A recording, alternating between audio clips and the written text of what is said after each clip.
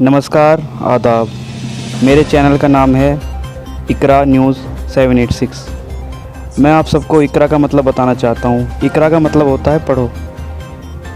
जब हमारे इस्लाम में हमारा कुरान नाजिल हुआ था तो सबसे पहले जो वर्ड या हर्फ आया था वो था इकरा, पढ़ो। इसलिए मैं अपनी कौम के सभी मुसलमानों से अपील करता हूँ कि वो पढ़ाई पर ध्यान दें। अब मैं आपको एक मोटिवेशनल स्टोरी बताना चाहता हूँ। 4 बार असफलता का मुंह देखकर भी नहीं रुके शाहिद, 5वीं बार में पूरा किया बचपन का सपना और बन गई IAS। तेलंगाना के नागर कुर्नूल ज़िले के मोहम्मद शाहिद का हौसला काबिल तारीफ़ है। बार बार UPSC परीक्षा में असफल होने के बावजूद उन्होंने हिम्मत नहीं हारी और आखिरकार IAS बनकर ही दम लिया।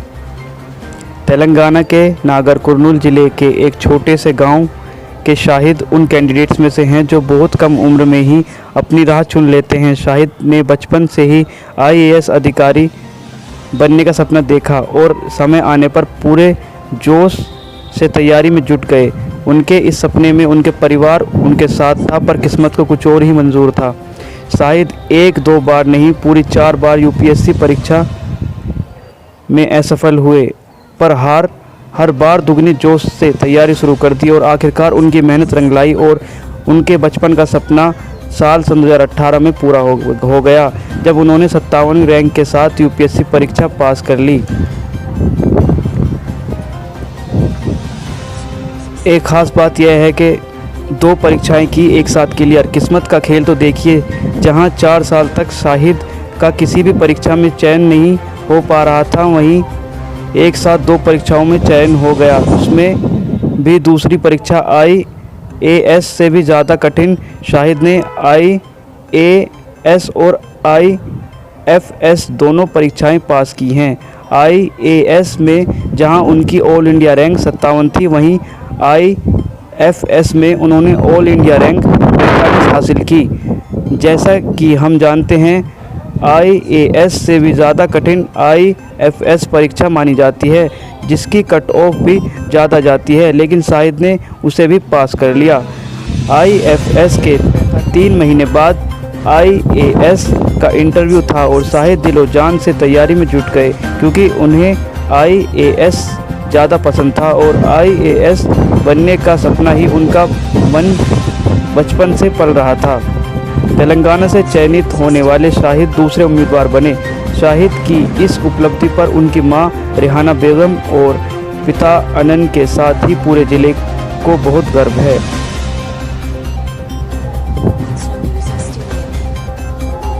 मोहम्मद शाहिद ने बताया कि ऑनलाइन कंटेंट, खासकर ब्लॉग्स की ली मदद।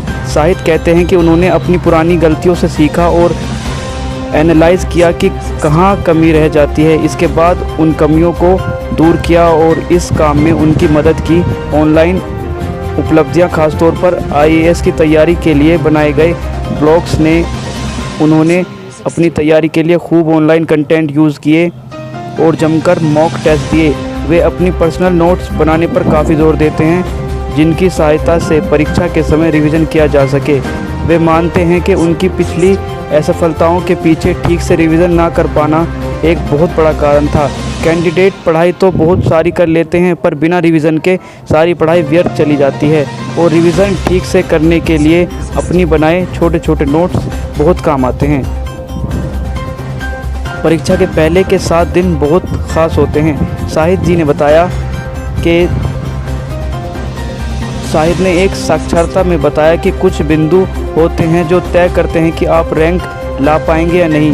उनमें से सबसे ज़रूरी एक बिंदु है निबंध लेखन। वे मानते हैं कि अगर आपने इसमें प्रगढ़ता हासिल कर ली है तो दूसरे कैंडिडेट से 20 से 25 अंक आराम से अधिक पा सकते हैं। ये अंक आपकी रैंक बना सकते हैं। इसी तरह अंसार की सपोर्ट में छोटे छोटे कम समय लेने वाले डायग्राम्स बनाना भी बहुत ज़्यादा मदद करता है। शाहिद मानते हैं कि UPSC परीक्षा के तीनों चरण के पहले के 7 दिन बहुत महत्वपूर्ण होते हैं। इन्हीं दिनों में जो रिवीजन कर लिया वही परीक्षा में अच्छा प्रदर्शन करने में मददगार होता है। इसलिए वो खुद के नोट्स बनाने पर जोर देते हैं, क्योंकि इतने कम समय में केवल अपने नोट्स ही रिवीजन संभव होता है। इन्हीं स्ट्रेटजीज़ और प्रॉपर प्लानिंग के साथ ही पिछली गलतियों से सीखते हुए शाहिद ने अपनी असफलता से सीखा और सफलता का मार्ग खोला। शाहिद का सफ़र यही सिखाता है कि असफलताओं से निराश होने से कुछ नहीं होता। अपनी कमियों को तलाश कर उन पर काम करें, उन्हें दूर करें और अगली बार और ज़्यादा जोश से कोशिश करें। अगर आपकी कोशिश 4 बार असफलता का मुंह देखकर भी नहीं रुके शाहिद, 5वीं बार में पूरा किया बचपन का सपना और बन गई IAS। तेलंगाना के नागर कुर्नूल ज़िले के मोहम्मद शाहिद का हौसला काबिल तारीफ़ है। बार बार UPSC परीक्षा में असफल होने के बावजूद उन्होंने हिम्मत नहीं हारी और आखिरकार IAS बनकर ही दम लिया।